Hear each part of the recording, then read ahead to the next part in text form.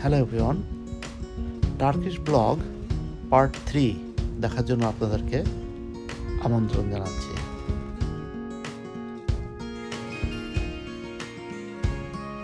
আমরা হোটেলে ব্যাক করে আবার এই টাস্কিম স্কোয়ারে আসছি এরিনের জন্য একটা সুইমিং গগলস কেনার জন্য।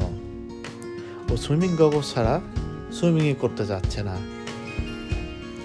ঘুরতে ঘুরতে এই শপিং মলে আমরা চলে আসলাম। হাঁটতে হাঁটতে আমরা এর জন্য সুইমিং গগলস পেয়ে গেলাম এই শপিং মার্কেটে।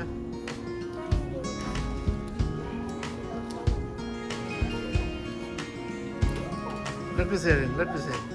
Look here. Do you like it?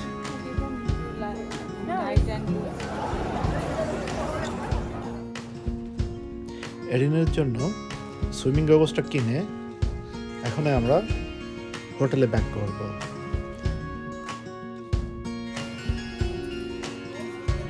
এই টাস্কিম স্কোয়ারের শুরুতেই বেশ কয়েকটি ফেমাস শর্মা হাউস আছে,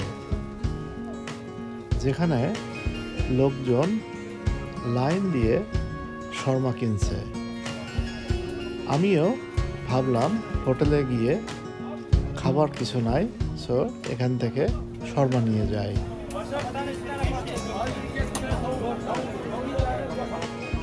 এই টাস্কিম স্কোয়ারটা অনেক বড়। সন্ধ্যাবেলায় এত শর্ট টাইমের ভিতরে সব দোকানগুলি ঘুরে দেখা সম্ভব না, সো আমরা ডিসিশন নিলাম হয়তোবা আগামীকালকে আবার এখানে আসব। এখন হোটেল ফিরে যাব।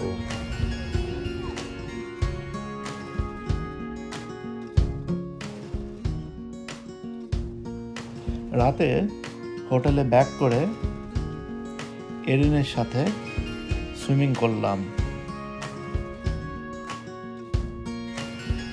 এরিনের সুইমিং গগলস পেয়ে সুইমিং করে বেজায় খুশি। সুইমিং করে সে কিছুতেই আর রুমে ফিরতে চায় না। ও চায় সারা রাত সুইমিং করি।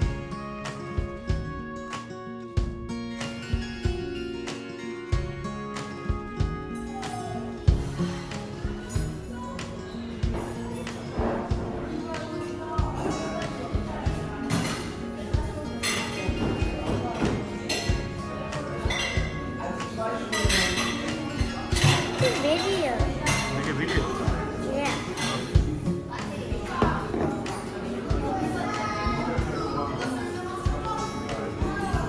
সকালবেলায় ব্রেকফাস্ট শেষ করে আমরা ক্রুজ ট্যুরের জন্য বুকিং দিলাম। আমরা ক্রুজ ট্যুরটা বুক করি ব্যাসপরাস সাইট সিইং এর মাধ্যমে। আমাদের পার পারসন 7 পাউন্ড করে চার্জ করলো এবং 3 জনের জন্য 21 পাউন্ড চার্জ করলো, including soft drinks. Free wifi সহ অন্য কোনো ড্রিঙ্কস অথবা স্ন্যাক্স অ্যাডিশনালি কিনে নেওয়া যেত। What are you going to do? Rate the cards for ABC. It's not that these cards are for the races. Oh, okay. Cruise booking শেষে রুমে back করে রেডি হওয়ার পালা।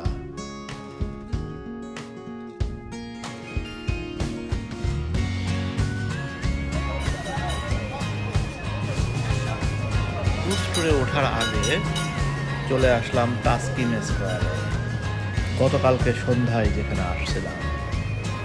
ক্রুজ ট্যুরের লোডিং লোকেশনটা এই টাস্কিম স্কোয়ারের একদম পাশে। টাস্কিম স্কোয়ারে দিনের বেলা অথবা সন্ধ্যাবেলা ঘোরার জন্য খুবই ভালো। এখানে টার্কিশ লোকাল ব্র্যান্ড সহ ওয়েস্টার্ন অনেক ব্র্যান্ডের জামা কাপড়ের দোকান সহ অনেক অ্যাক্সেসরিজের দোকান আছে। এখানে কিছু সময় পরে পরে কানে বেজে ওঠে ট্রামের ঘন্টা। ট্রামগুলি দেখতে অসম্ভব সুন্দর। আমরা আজকে এখানে খেতে পারি। ক্রুজে ওঠার আগে আমাদের লাঞ্চটা এই রেস্টুরেন্ট থেকে সেরে নিলাম। এই রেস্টুরেন্টের খাবারগুলি খুবই ভালো ছিল। এই রেস্টুরেন্টটা তাসকিন স্কোয়ারের মিডিলেই অবস্থিত।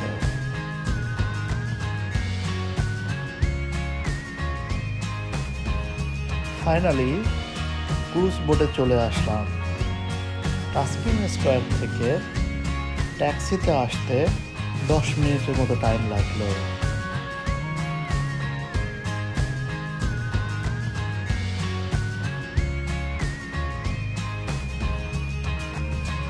এখানে বিভিন্ন ধরনের ক্রুজ শিপ হায়ার করা যায়, ইনক্লুডিং প্রাইভেট ইয়ার্ড।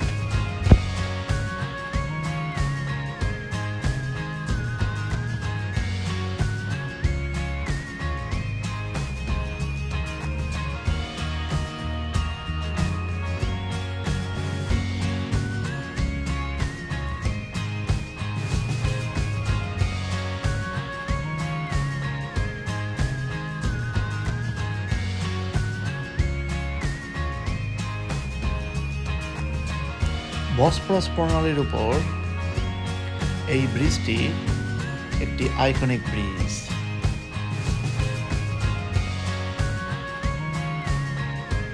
এই ব্রিজটির নাম বসফরাস ব্রিজ। এটি চতুর্থ suspension bridge in the world আর largest bridge outside of United State. এই ব্রিজটি তৈরি হয় 1973-তে। বসফরাসের উপরে 3টি সাসপেনশন ব্রিজ আছে। তার ভিতরে এই ব্রিজটি প্রথম তৈরি হয়।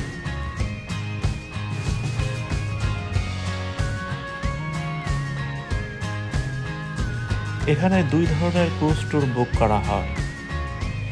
একটা বিকেলবেলায় 2.5 ঘন্টা টাইম লাগে এই ক্রুজ ট্যুরটা কমপ্লিট করতে, আর একটা শুরু হয় সন্ধ্যাবেলায়, ইনক্লুডিং ডিনার।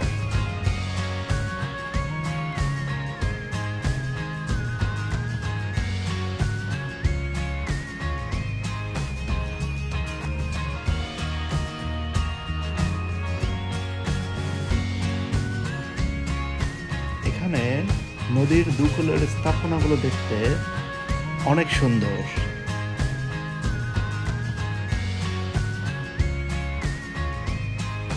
এখানে অনেক ওয়েডিং ভেন্যু দেখতে পেলাম। পাশাপাশি এখানে আমরা একটা লাইভ ওয়েডিংও দেখতে পাচ্ছি।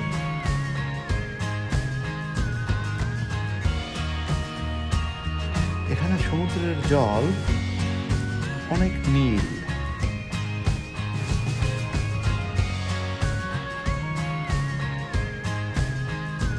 এটি ইস্তাম্বুলের ভিতরে one of the expensive hotel.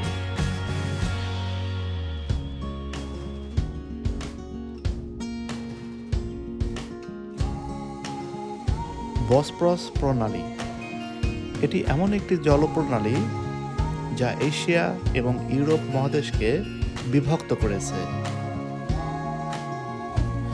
এটি কৃষ্ণ সাগরকে যুক্ত করেছে মারমারা সাগরের সাথে।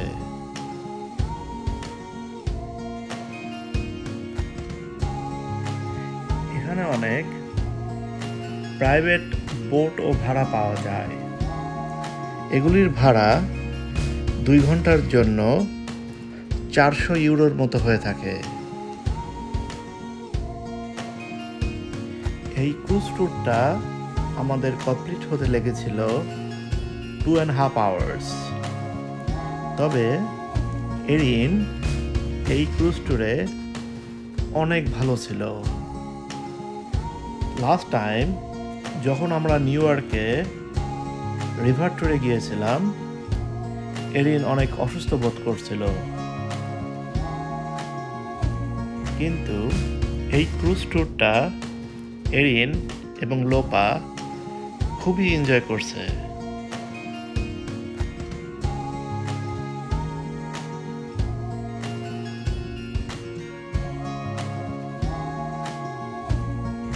এটি বসপরাস প্রণালীর উপরে তৈরি হওয়া আরেকটি সাসপেনশন ব্রিজ।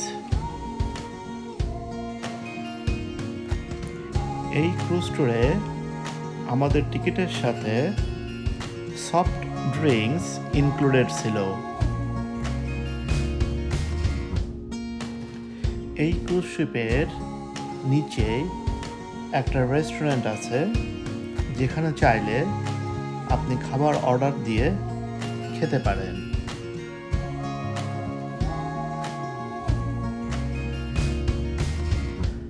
সানসেট দেখতে দেখতে আমাদের ক্রুজ শিপ এখন পোর্টের দিকে ব্যাক করছে। 2.5 ঘন্টা টাইম কিভাবে শেষ হয়ে গেল বুঝতেই পারলাম না। এখন আমরা হোটেলে ব্যাক করব।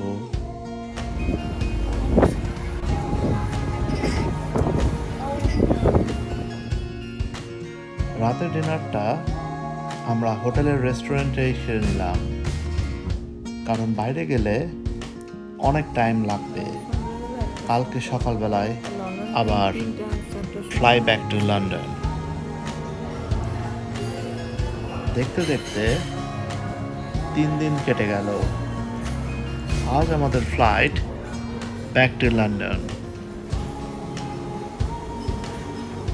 আমাদের ব্রেকফাস্ট শেষ হয়ে গেল। এখন আমরা ক্যাবে করে এয়ারপোর্টের দিকে রওনা হব। এই ইয়েলো ক্যাবে করেই রওনা দিলাম এয়ারপোর্টের উদ্দেশ্যে।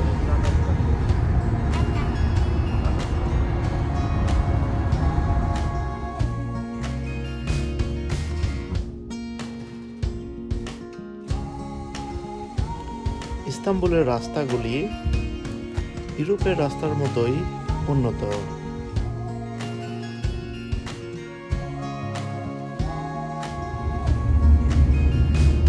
দেখতে দেখতে এয়ারপোর্টে চলে আসলাম। ক্যাব ভাড়া হয়েছিল 1200 লাইরা।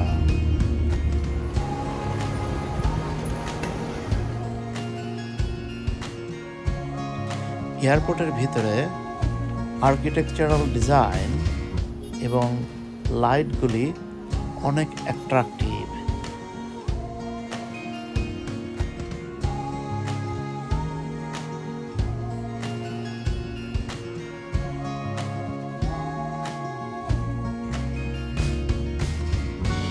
টার্গেট লাইরা ভাঙিয়ে পাউন্ড করে নিলাম। আমাদের বোর্ডিং এবং ইমিগ্রেশন কমপ্লিট হয়ে গেছে। ফ্লাইটও অন টাইমে আছে।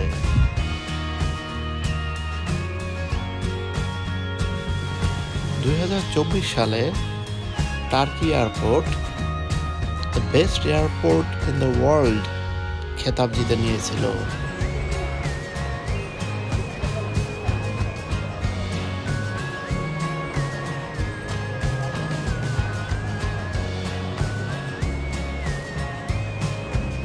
সব ইন্টারন্যাশনাল ব্র্যান্ডের ব্যাগের দোকান সব এখানে।